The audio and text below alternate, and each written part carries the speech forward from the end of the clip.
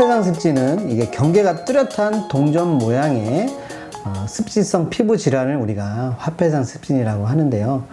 가렵고 짓물나고 그 다음 각질이 생기고 그 다음에 발진이 있는 이 네 가지 특징을 우리가 화폐상 습진이라고 합니다.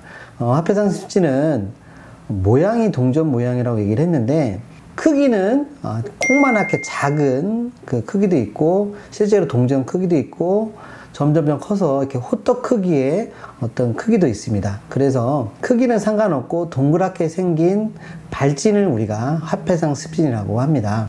이렇게 화폐상 습진은 몸 전체 어디에나 생기지만 주로 이제 팔다리에 이제 생기고 심해지면은 몸에 번지고 얼굴 두피까지 생깁니다. 습진은 일반적으로 외부 자극에 반복적인 접촉에 생기는 건데요.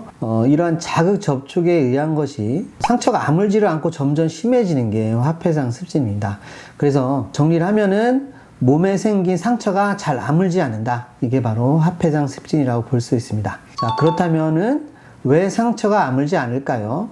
자, 예를 들어서 우리가 폐렴에 대해서 한번 예를 들어볼게요. 폐렴은 세균 바이러스의 감염에 생기는 폐염증성 질환인데요.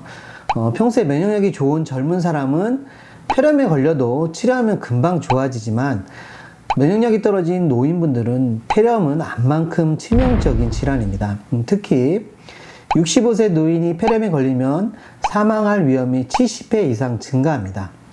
그래서 똑같은 폐렴이라도 면역력에 따라서 별거 아닌 병이 되기도 하고 심각한 병이 되기도 하는 거죠. 화폐상 습진도 마찬가지입니다. 우리가 일반적으로 피부에 상처가 생겼을 때 면역력이 건강한 사람은 연고를 바르면 금방 좋아집니다. 하지만 면역력이 떨어진 사람은 그 상처가 아물지 않고 점점 더 두꺼워지거나 커지거나 색깔이 진해지게 되는 것이죠. 똑같은 이치입니다. 간단하게 치료되는 폐렴이 면역력이 약한 노인분들에게 위험하듯이 이렇게 간단히 없어질 상처도 면역이 약한 분들에게는 잘 안 낫는 이런 난치성 피부병이 될 수 있는 겁니다. 그래서 상처가 잘 낫지 않으면 이거는 가벼운 어떤 피부병이 아니구나 라를 생각을 해야 됩니다. 피부의 면역력이 떨어지면은 피부 세포가 비정상적으로 빨리 분열을 해서 상처 부위가 비정상적인 세포로 전환돼서 함부가 두꺼워지기도 하고 피부색이 점점 어두워지기도 하는 거죠. 제가 어렸을 적에 축구를 좋아해서 공놀이를 하다가 많이 다쳤던 것 같아요. 다리가 까지고 언제부턴가 상처엔 후시딘, 상처엔 마데카솔 이런 연고가 나왔던 것 같아요. TV 광고에 나오면서. 그래서 그걸 바르니까 금방 상처가 없어졌던 기억이 있어요. 많은 분들도 그럴 겁니다. 상처 나면은 상처에는 후시딘, 상처엔 마데카솔 이런 식으로 상처 나면 연고를 바르면 금방 좋아집니다. 근데 이런 화폐상 습진처럼 상처가 오래되고 잘 낫지 않는 곳에는 이런 연고가 잘 듣지를 않습니다.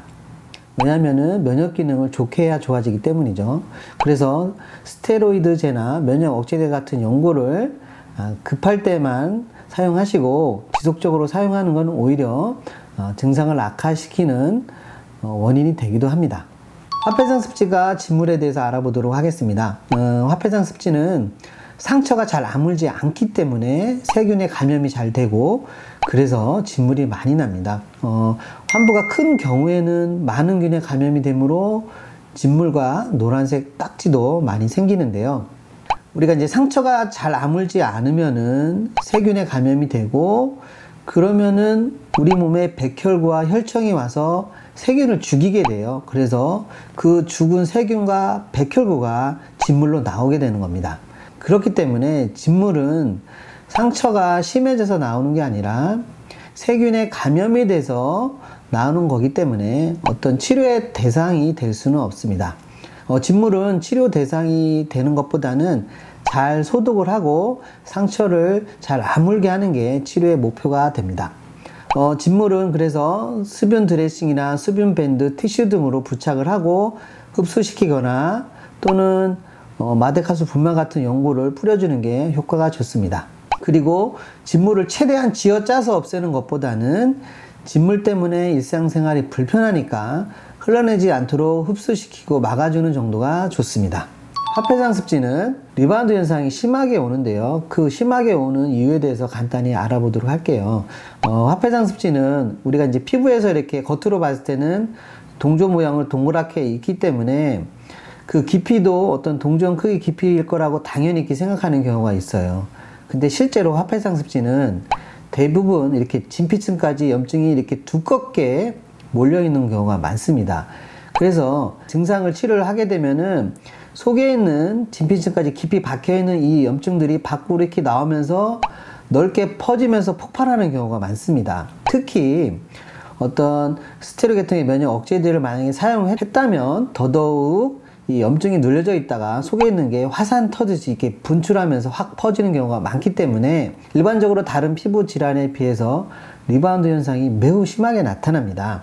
그래서 이제 화폐상 습진은 피부 속에 진피층까지 염증이 많이 있기 때문에 호전과 악화를 반복하는 경우가 많고요. 그리고 또 뭐 좋아지는 것 같다가도 다시 예전처럼 더 악화되는 경우도 있고, 이런 식으로 리바운드 현상이 이렇게 심하게 옵니다.